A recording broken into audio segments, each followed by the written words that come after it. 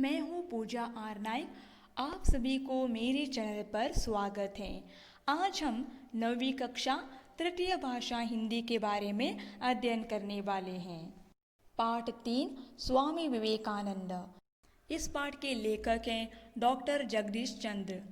इनका जन्म 16 जुलाई 1917 को हुआ था।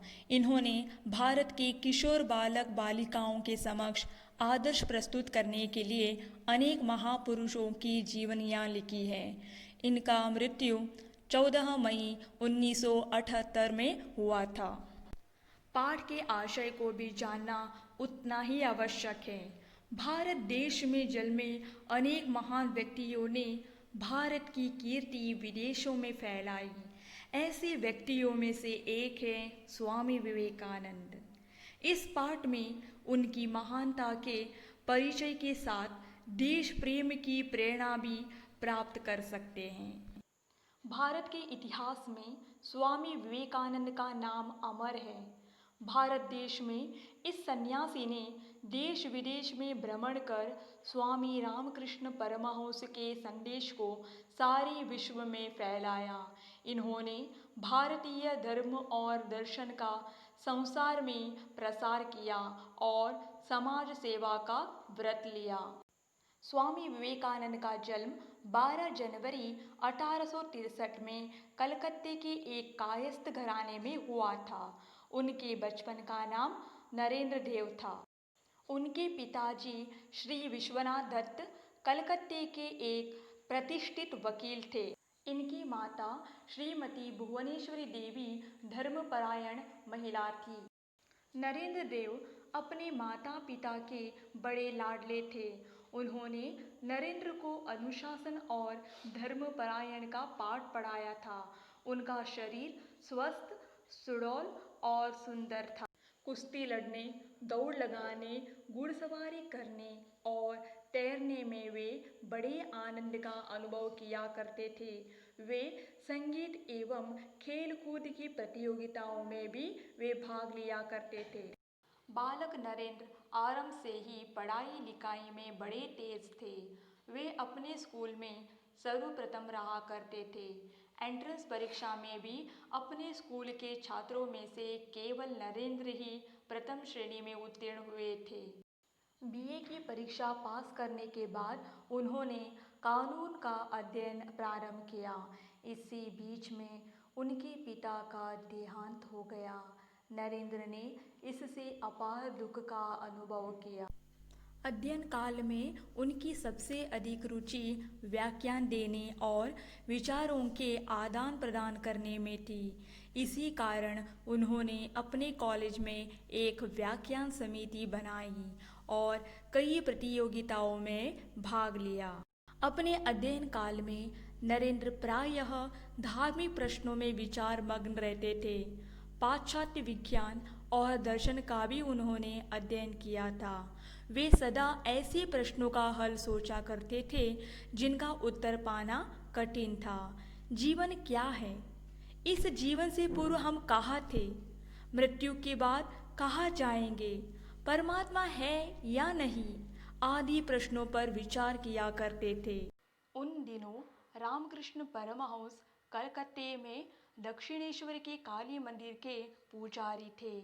जनता उन्हें अत्यंत श्रद्धा की दृष्टि से देखते थे। नरेंद्र भी एक दिन उनके पास पहुँचे और अपनी जिज्ञासा उन्हें कह सुनाई। उनके प्रति उनकी बड़ी श्रद्धा हुई। ब्रह्म समाज के प्रति भी उनकी बड़ी आस्था थी। अतः वे ब्रह्म समाज की बैठक में सदा भाग लिया करते थे।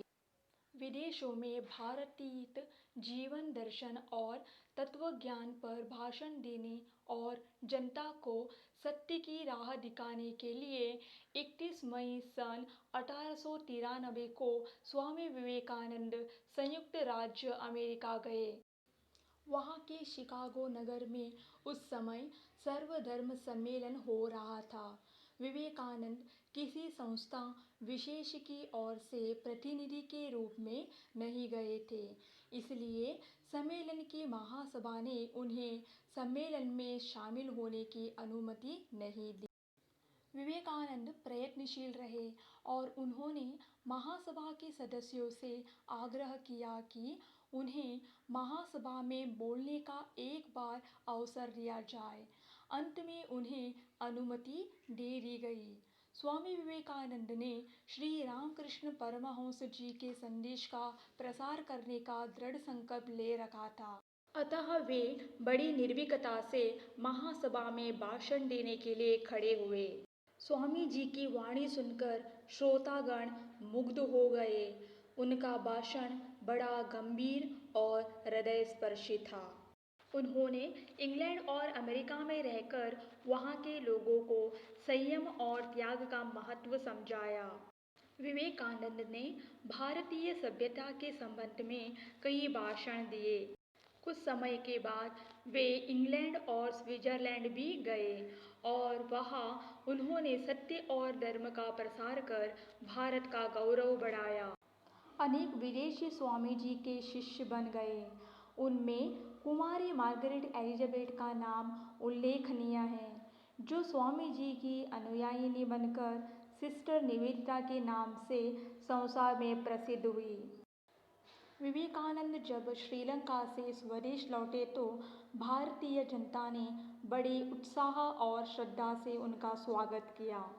स्वामी विवेकानंद ने भारत में भी भ्रमण करके भारतीय संस्कृति और सभ्यता का सदुपदेश दिया और अंधविश्वासों तथा रूढ़ियों को हटाकर लोगों को धर्म का वास्तविक मर्म बताया।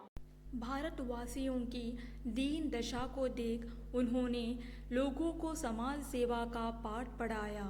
साधु सन्यासी वर्ग को भी उन्होंने शांति प्राप्त करने का नया मार्ग दिखाया। वह था दरिद्रों और दुखी जनों की सहायता का मार्ग। दरिद्र मतलब गरीब। उन्होंने समाज सेवा को परमात्मा की सच्ची सेवा बतलाया। जहाँ तक बन पड़ता था स्वयं स्वामी जी भी देश सेवा और समाज सेवा में लगते थे। सन 1897 में प्लेग और अकाल के प्रकोप से पीड़ित भारतवासियों की उन्होंने बड़ी तन्मयता से सेवा की थी। समर्थ लोगों को उन्होंने गरीबों की दशा को सुधारने के लिए कहा और रोगियों की दवा का प्रबंध करने को कहा। स्वामी जी ने अपने जीवन में सेवा कार्य पर सबसे अधिक बल दिया। इसी देश से उन्होंने कलकत्ते में अपने गुरु के नाम पर रामकृष्ण मिशन की स्थापना की। धीरे धीरे रामकृष्ण मिशन का कार्यक्षेत्र बढ़ता गया। उनकी शाखाएं भारत के छोटे बड़े अनेक शहरों में खोली गई।